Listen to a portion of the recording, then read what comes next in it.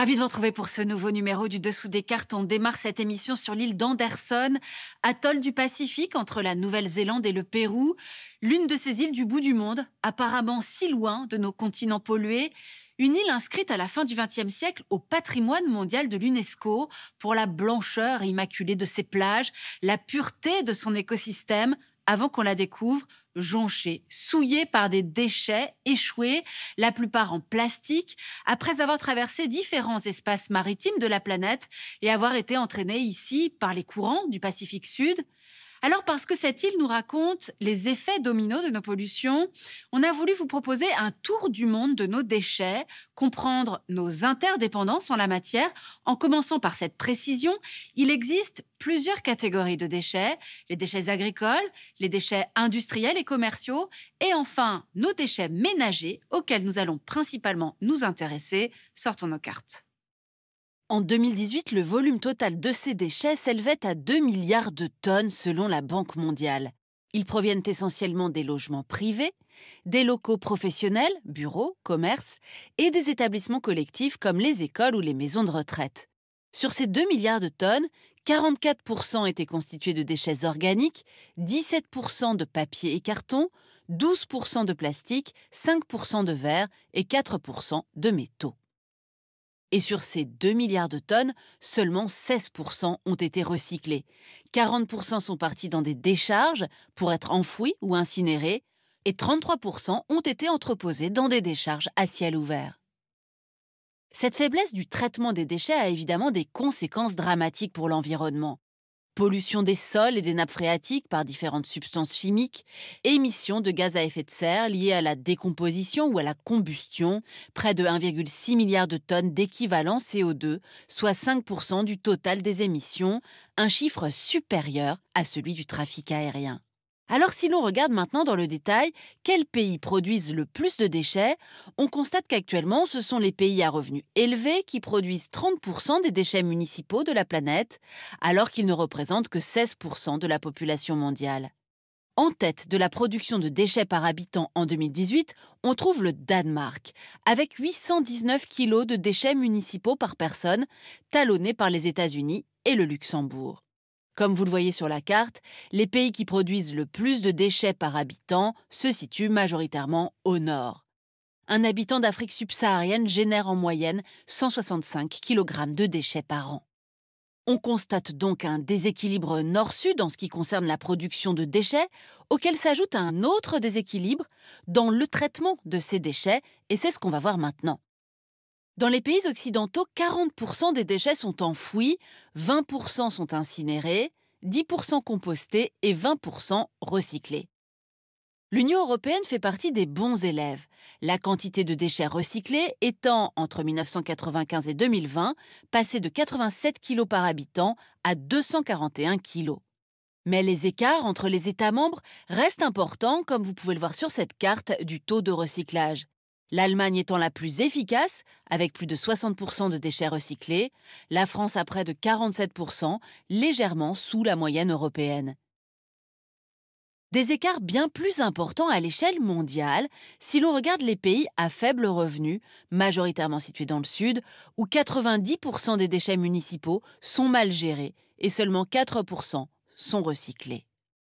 Cette situation des pays du Sud est d'autant plus préoccupante qu'à la gestion de leurs propres déchets s'ajoutent des déchets à recycler envoyés par les pays les plus développés en vue d'un recyclage qui bien souvent n'existe que sur le papier ou s'avère tout simplement impossible. C'est ce qu'on va voir maintenant en commençant par le cas du plastique. Le cas des déchets plastiques est particulièrement préoccupant parce que la production de produits plastiques est passée de 1,5 million de tonnes en 1950 à 367 millions en 2020. Et sur l'ensemble de ces rebuts plastiques, seuls 15% sont recyclés, 25% incinérés et 60% stockés en décharge. Dans ce dernier cas, beaucoup finissent ensuite dans les océans. Une situation conduisant à l'apparition de véritables continents de plastique dans certaines régions océaniques qui mettent en danger la faune et la flore. Le pire étant peut-être à venir, car une étude récente montre qu'une fois réduits en microparticules, ces plastiques se déposent au fond des océans où ils arrêtent de se dégrader une fois enfouis dans les sédiments. Au début des années 2000, les déchets issus du plastique ont massivement été exportés par les États-Unis, le Japon et une grande partie des pays européens, pas si bons élèves au final sur le recyclage avéré de leurs déchets, le tout principalement vers la Chine. Sauf qu'à partir des années 2010, la Chine, qui absorbait les 3/4 des déchets de plastique à recycler, s'est rapidement trouvée submergée par les quantités importées et le caractère non recyclable de nombreux plastiques. Pékin a donc décidé, en 2018, de quasiment stopper net ces importations de plastique usagé, poussant les gros exportateurs à trouver de nouveaux débouchés vers des pays moins regardants, notamment la Malaisie ou encore la Turquie. Mais nombreux sont les pays qui pratiquent le recyclage à renforcer leurs normes environnementales en instaurant notamment le bannissement des plastiques à usage unique et en renvoyant des containers non conformes vers les pays émetteurs.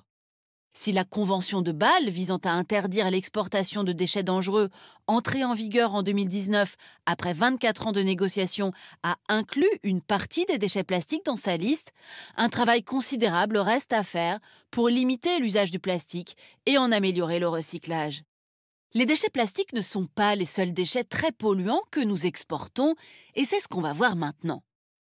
Voici les e-déchets, ces composants électriques ou électroniques provenant de nos ordinateurs, téléphones, équipements électroménagers, objets connectés hors d'état de marche et qui font également l'objet d'exportations massives ouvrant à de nombreux trafics. Car ces déchets contiennent des composants enfermant des métaux précieux, comme l'or et l'argent, et d'autres hautement toxiques pour l'environnement, comme le mercure, le plomb et le lithium. Entre 2014 et 2019, leur poids a augmenté de 9,2 millions de tonnes en moyenne par an.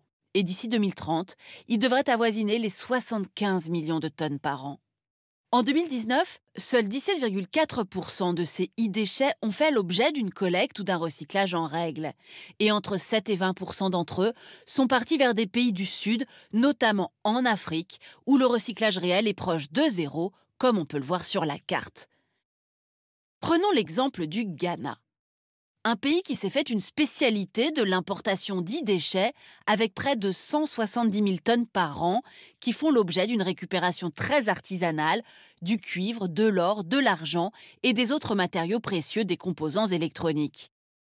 Un tiers de ces déchets étaient acheminés vers la décharge d'Agbogbloshy jusqu'à sa fermeture récente, où leur traitement entraînait de nombreux cancers, malformations congénitales et altérations du développement de l'enfant chez les 80 000 personnes qui résidaient à proximité. Le Ghana, en passe de devenir un véritable pays poubelle, s'est par ailleurs également spécialisé dans la récupération de vêtements usagés. Chaque année, c'est ainsi plus de 58 000 tonnes qui arrivent sur place et permettent à près de 30 000 personnes d'en tirer des revenus. Sauf que 40 à 70% de ces vêtements usagés sont en trop mauvais état pour être revendus ou recyclés et finissent dans cette décharge d'Old Fadama où ils forment une colline de déchets de plus de 20 mètres de haut. Les conséquences environnementales sont évidemment terribles, fumée de combustion des incinérations sauvages, ruissellement des eaux et rejet de toxines à la mer qui empoisonnent les poissons et les populations qui s'en nourrissent. Voilà, pollution, taux de recyclage insuffisant, exportation des déchets du nord vers le sud, vous l'avez vu, le tableau est bien noir. Pourtant, il existe quand même des solutions pour tenter d'enrayer cette spirale infernale de surproduction de déchets. La première est tout simplement d'en limiter la production, avec, vous allez le voir, des technologies innovantes pour les recycler, mais aussi avec des mesures contraignantes. Et la Corée du Sud fait dans ce domaine de la gestion des déchets figure de pionnière. Ainsi, à Séoul, les contribuables sont désormais taxés en fonction du volume de déchets qu'ils produisent. Ils doivent les peser lorsqu'ils les déposent dans les poubelles.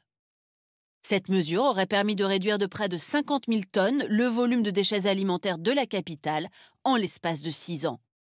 Et entre 1995 et 2019, la Corée du Sud est passée de 2% de déchets alimentaires valorisés en biogaz, engrais ou nourriture pour animaux à 95%. Ces mesures restrictives de production de déchets s'articulent avec des innovations technologiques. Prenons la direction du Kenya, où le bannissement des plastiques à usage unique s'accompagne d'un pacte national pour soutenir les projets innovants comme celui-ci. L'entrepreneuse Nzambi Maté, qui a réussi à transformer 20 000 tonnes de déchets plastiques en pavés 2 fois plus légers et 5 fois plus résistants que le béton. En Inde également, le plastique recyclé entre désormais dans la composition du revêtement de 30 000 km de route grâce au chimiste Rajagopalan Vasudevan. Et en Australie, c'est à des robots qu'on va peu à peu confier la tâche de récupérer l'or, l'argent et le cuivre contenus dans les téléphones, téléviseurs et autres équipements électroniques pour recycler les e-déchets de manière propre et sans avoir recours à des exportations vers le sud. Voilà pour ce tour du monde de nos déchets et les effets dominos de nos pollutions. Nous avons fini cette émission en étant du côté des solutions.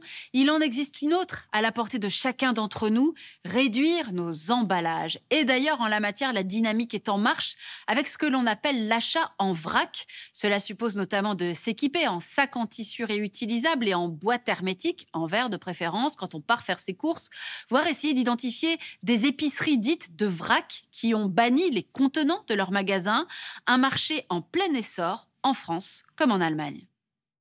Pour aller plus loin, ce livre tiré d'une exposition organisée par le MUSEM sur les grands enjeux écologiques qui se posent aujourd'hui en Méditerranée.